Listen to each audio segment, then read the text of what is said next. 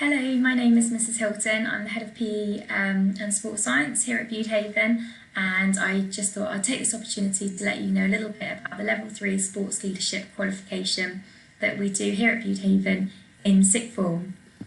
So, it's not an A-level or a B-Tech. It is a qualification at Level 3, but we deliver it once a week after school.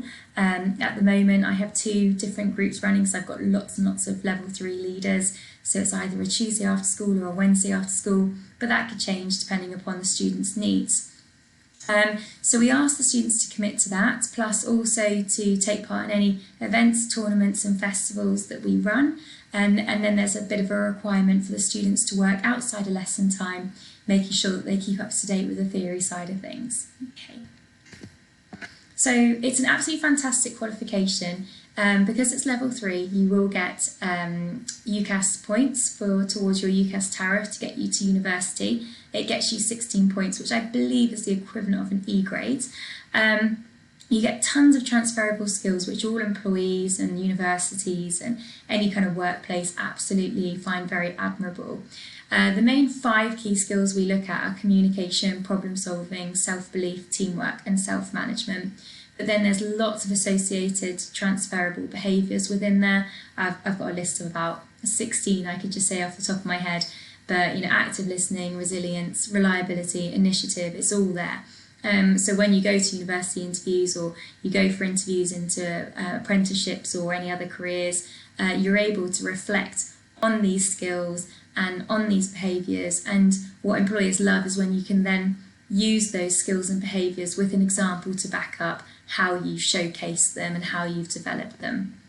Little example here, we've got a student, you can't see, but behind him he's got about 150 primary school children there who are all eagerly listening to him at the start of a festival. He is certainly using strong communication skills. He was very confident, excellent sports leader anyway.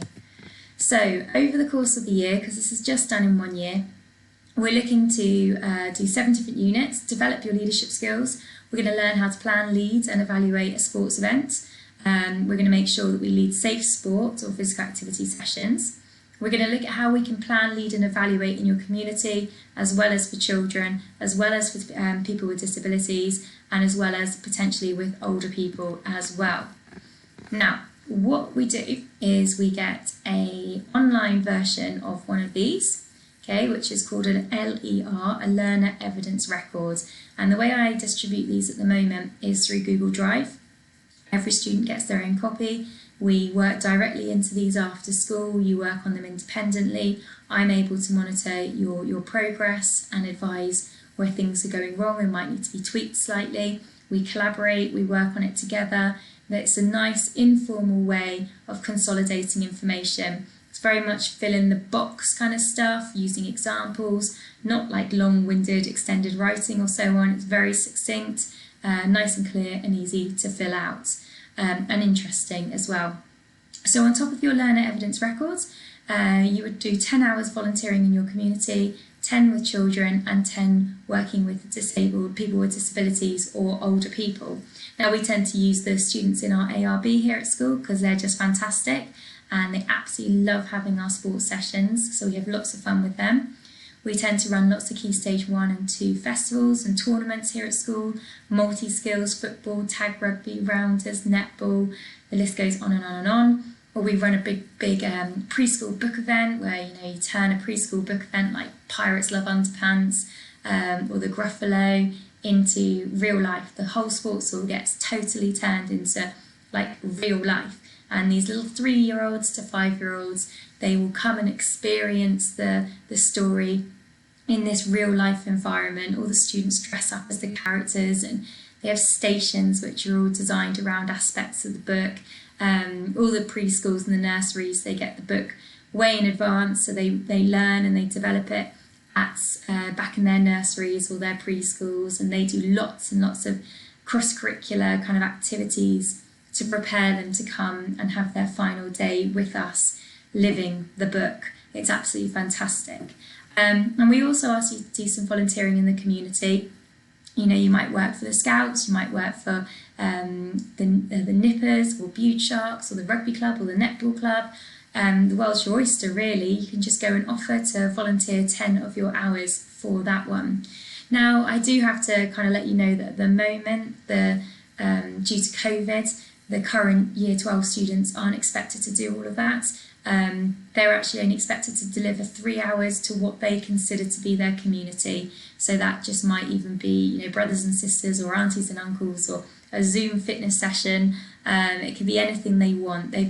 Sports leaders have been very flexible and accommodating to ensure that our sports leaders don't miss out on receiving those very important UCAS points.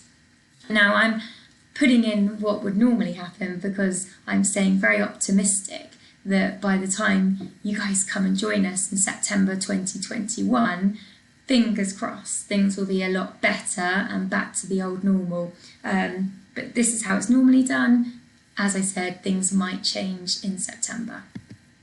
So what's great about doing the Sports Leadership Qualification is obviously all those transferable skills and behaviours employers love, but when you're writing your personal statements or your CVs to university, you're able to say that you gained this qualification at a centre which gained the Leadership Academy of the Year National School winner, which is absolutely brilliant. So like I said there, we are doing it right, which is great, and we get a lovely trophy for it and lots of recognition and lots of publicity, which was really, really nice.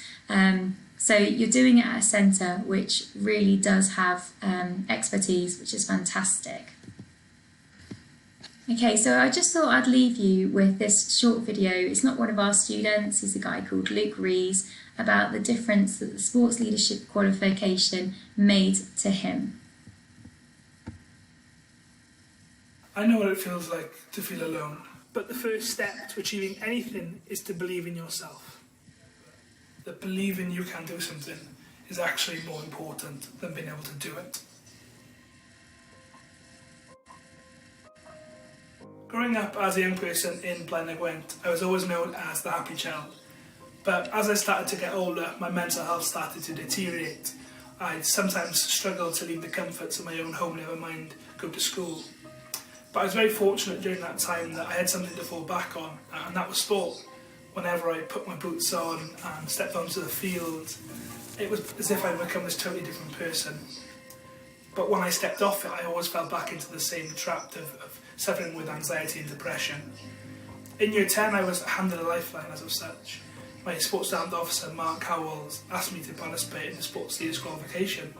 At that time, I didn't really know what I was signing myself up for, but I knew it was my last chance. I knew it was an opportunity to use my setbacks in life as a platform for a comeback, and it allowed me to regain and rebuild my confidence through something I loved, through sport. Without the Sports Leaders Qualification, I simply wouldn't be here today. It honestly saved my life, and as the course went on throughout the year, I started to become the Luke that I always once was as a young person. Despite leaving school with only 4 GCSEs, I've recently graduated from the University of South Wales with a first-class honours degree in Sports Leadership and Development. But without the opportunities that Sports Leaders UK and other organisations had provided me then, it wouldn't have allowed me to grow into the person who I'm proud to say I am today. It's allowed me to share my story with other young people and inspire them to believe in themselves, because so many young people don't realise that believing you can do something is actually more important than being able to do it. Everybody's learner journey starts with a single step forward, and it only takes that one change to change a single life. My name's Luke Rees, and my learner's journey started with Sports Leaders UK. Okay, a very, very happy guy. You can see there as a result of doing sports leadership, to the fact that he's now a student ambassador for sports leaders is incredible, and that could be one of you guys one day. You just never know. You don't need to have done sports leadership in Year 10. It's great if you did, but it doesn't mean that you have to have done it to take the level 3 qualification. We all start at the same level anyway.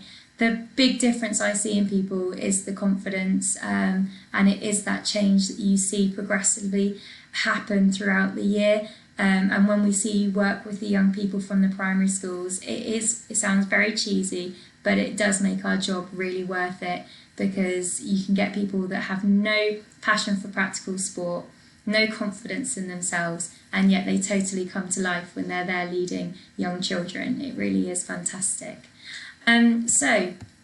I just want to leave you with, if you need any more further information, just come and see me. I'm a Year 11 tutor, as you know. Just come and pop in and see me at any time in any of the mornings. Drop me an email, whatever you need to do.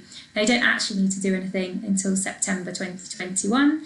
It's not like you have to sign up for the A-levels or for the BTECs or anything. Please also know you don't have to be a BTEC sport or a sport and exercise science student to do this. I've got 52 learners at the moment, and of them I have 16 sports students. Actually, no, that's a lie, probably about 20. But the rest of them are students that are simply studying other A-levels, not sports ones. So have a think about it, and fingers crossed you will join me next year once a week to study Level 3 Sports Leadership Qualification. Thank you guys, bye.